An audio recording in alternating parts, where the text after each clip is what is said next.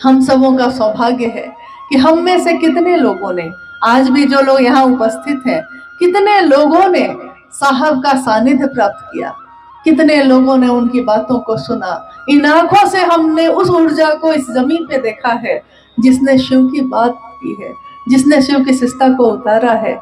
हम एहसानमंद हैं, हम कृतज्ञ हैं शिव के शिष्य हरिदानंद साहब के, कि उन्होंने हमारे जीवन में शिव शिष्टता का दान दिया है। जो भी उनके जीवन में मिला वो सबको बांट दिया। हमारा भी कर्तव्य है कि जिसमें उनके प्राण बसते हैं, याद कीजिए साहब की उस वाणी को, साहब की उस बोली को। क्योंकि अगर कोई भी आने वाले समय में भी अगर कोई शिव का शिष्य होगा और उसको साहब और दीदी की याद नहीं आएगी तो वो कैसा शिष्य होगा। क्योंकि शिष्य कृतज्ञ होता है, जिसने भी उसको शिव की तरफ चलना सिखाया है उसके प्रति एहसानमंद होता है। तो कृतज्ञ मन याद करता है। सोचिए उनकी बात, उनकी वाणी को। उन्होंने कहा है कि शिव की शिष्यता में मेरे प्राण बसते हैं, प्राण बसते हैं, और जिसमें उनके प्राण बसते हैं वो शिव हमारे आपके दिलों में रहते हैं, यानी हमारे प्राण में भी बसते हैं। तो हम सबको शिव के शिष्य हरिदानंद साहब के प्राण को किस तरह संभालने की जरूरत है। हम सब एक मनसा वाचा करुणा, एक भाव से शिव की तरफ चल सके, शिव के काम को कर सके। इसी की दया की याचना मंदिर में स्थापित जो शिव है और जो निराकार शिव है, क्योंकि सामने जो दिखते हैं उनसे भी मिलने के लिए एक दिन निराकार होना पड़ता है। एक दूसरे से प्रेम तो हम करते हैं, लेकिन मेरा मन उसके मन से मिलता है जिससे हम प्रेम करते हैं। शरीर से हम चाहे कितने भी दूर हों, लेकिन मन अगर मेरा उससे मिलता है तो हमारा मन, कहते हैं, आंतर मन होना होता है। गुरु कोई हो, एक दिन उससे आंतर ही मिलना पड़ता है। शिव शुरू से ही शरीर में नहीं है, प्रतीक है, कभी शिवलिंग के रूप में, कभी तस्वीरों के रूप में, कभी मूर्तियों के रूप में। हम उन मूर्तियों को भी नमन करते हैं, हम उन तस्वीरों को भी नमन करते हैं। हम जो ये हवा शिव को छूकर आती है, हम उस हवा को भी नमन करते हैं, क्योंकि कण कण में अगर वो शिव बसता है तो ये सारी चीजों में शिव ही तो बसता है। ये सरसों के फूल जो खिले हैं चारों तरफ हमारे आपके, इन सरसों के फूलों में भी जो पीले पीले फूल हैं, उनको भी देखकर तो शिव की ही याद आती है। नहीं, तुम मिले दिल खिले, और जीने को क्या चाहिए। लोग गीत गाते हैं अपने प्रेमी के लिए, हम गीत गाते हैं अपने शिव, अपने साहब दीदी के लिए, कि तुम मिले हो, ऐसे मिले हो कि तुम मिले दिल खिले, और जीने को क्या चाहिए। ना हो तो उदास तेरे पास पास में रहूंगा जिंदगी भर।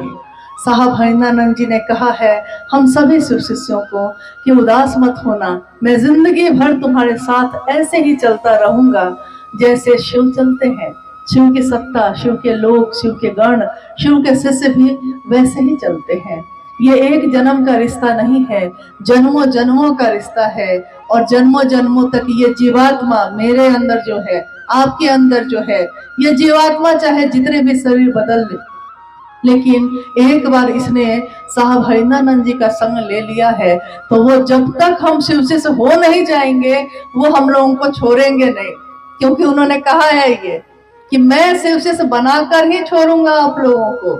इसलिए हम सब उनको आज याद करते हैं, अपने मन में उनको महसूस करते हैं और नमन करते हैं इस पावन धरती को भी, इस हवाओं को भी, इस धरती के मिट्टी को भी, जहां हमारे साहब दीदी कभी कदमों से चले थे। सोचिए ये धरती कैसी ऊर्जावान है, जहां हमारे साहब दीदी रहे, निवास किया जहां उन्होंने, और एक लंबे समय तक शिव शिष्टता का बिया अंदर ही अंदर पल्वित पुष्पित होता रहा। जो 1982 में जब वो मधेपुरा में गए तो वहां पौधे के रूप में धरती के लोगों ने देखा, लेकिन ये पल तो रहा था यहीं से।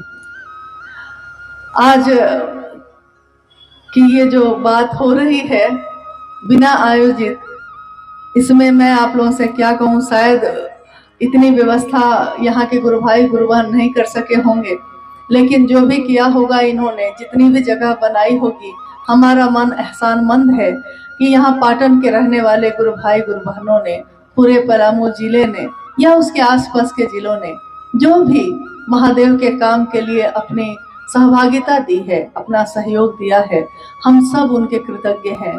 और मुझको याद आता है कि यहीं से बगल में है मनातूगढ़, जहाँ जन्म स्थान है मां नीलमानंद का। मनातू में शिव गुरु महोत्सव हुआ था। आप लोगों में से कितने लोग ऐसे हैं जो उस महोत्सव में शामिल हुए थे? अच्छा, बहुत लोग हैं जो शामिल हुए थे। अच्छा, आप भी हुए थे। मनातू के शिवगुरु महोत्सव में हम लोगों ने नहीं सोचा था कि इतने जगह के लोग आ जाएंगे, लेकिन कहां कहां के लोग आ गए थे, बस भर भर के लोग आ गए थे। अब वो जगह है छोटी सी और लोग आ गए थे बहुत ज्यादा, तो होगा क्या? जगह जब छोटी हो और लोग बहुत आ जाएं तो क्या होगा? हम लोगों ने देखा रात में, जब हम लोगों को देखने हम लोग गए, मतलब गांव में जहां जहां लोग एक रात पहले आ गए थे, तो मैंने देखा कि चाहे वो हिंदू हो मुसलमान हो, किसी भी जाति किसी भी धर्म के लोग जो वहां रहते थे, उन लोगों ने अपने घर के दरवाजे को खोल दिया था, खुद बाहर निकल गए थे और लोगों को अपने घर के बिस्तर पे जगह दी थी। जो उनके घर में था उपलब्ध वही खुद भी खाया और जो आने वाले लोग थे उनको भी खिलाया। थोड़ा ही था, थोड़े में गुजारा कर लिया। शिव की शिष्यता यही तो परिलक्षित होती है कि जो है मेरे पास मैं उसको भी दे सकती हूँ कि नहीं। क्योंकि बड़े बड़े लोग, बड़े बड़े महल के लोग भी इतना बड़ा दिल नहीं रख पाते हैं, लेकिन छोटी कुटिया में रहने वाला कोई अपनी कुटिया को भी खोल के दे देता है कि आइए भाई, जहां जगह मिले रह जाइए।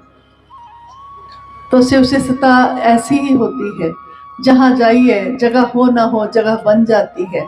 मन भी ऐसा ही होता है, उसको अगर संकीर्ण करिएगा तो वो सिकुड़ता चला जाता है, अगर महादेव का साथ लीजिएगा तो वो विस्तार पाता चला जाता है, फैलता चला जाता है।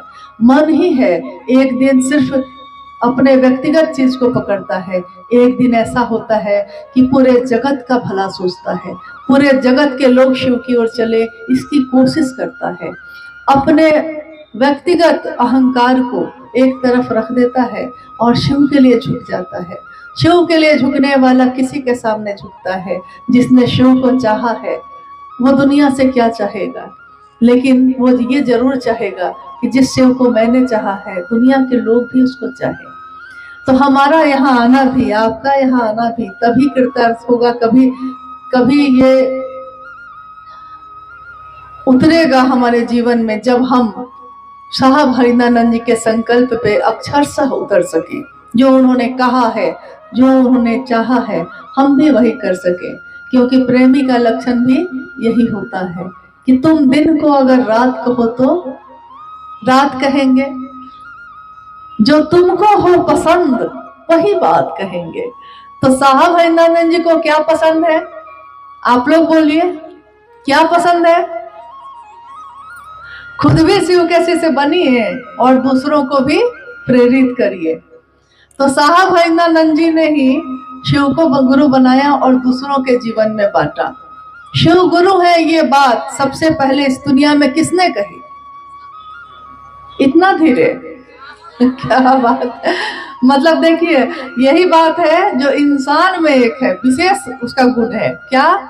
किसी के शिकायत करना हो तो सबसे जोर से बोलेगा, शिकायत करने में 2 कदम आगे, लेकिन किसी की बड़ाई करने के लिए कह दीजिए तो सोचेगा, जो है उसको भी सिकोड़ लेगा, खुल के नहीं बोल सकता है। लेकिन शिव की शिष्यता में तो हमको ऐसा नहीं करना है।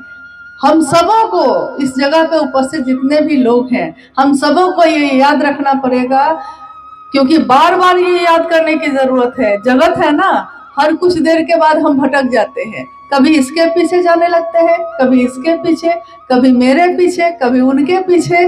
लेकिन साहब हरिनानंद जी ने कहा है किसके पीछे चलिएगा? शिव के। और शिव गुरु है ये बात किसने कही? पहला, दूसरा, तीसरा सूत्र किसने दिया? धीरे धीरे आ रही है गर्मी जोश धीरे धीरे आ रहा है। तो ये तीनों सूत्र के लिए कैसे कहा, तो साहब भजनानंद जी ने। और इन तीनों सूत्रों को कहा जाता है कि जिसका आदेश होता है उसी का बल, उसी की ऊर्जा उस आदेश में काम करती है। आदेश है गुरु शिव का, उतरा साहब भजनानंद जी के माध्यम से। क्यों उतरा? क्यों नहीं हम लोग के माध्यम से उतरा? अगर हम और आप इतने विशेष थे तो क्यों नहीं उस दिन हमारे अंदर उतर जाता, आपके अंदर उतर जाता। आज जो हम दुनिया में घूम रहे हैं और हम में से कोई भी अपनी स्थापना की भूख लेकर चल रहा है, उसको याद रखना चाहिए कि अगर उस दिन शिव ने चुना है तो साहब भजनानंद जी को चुना है। कारण एकमात्र यही है।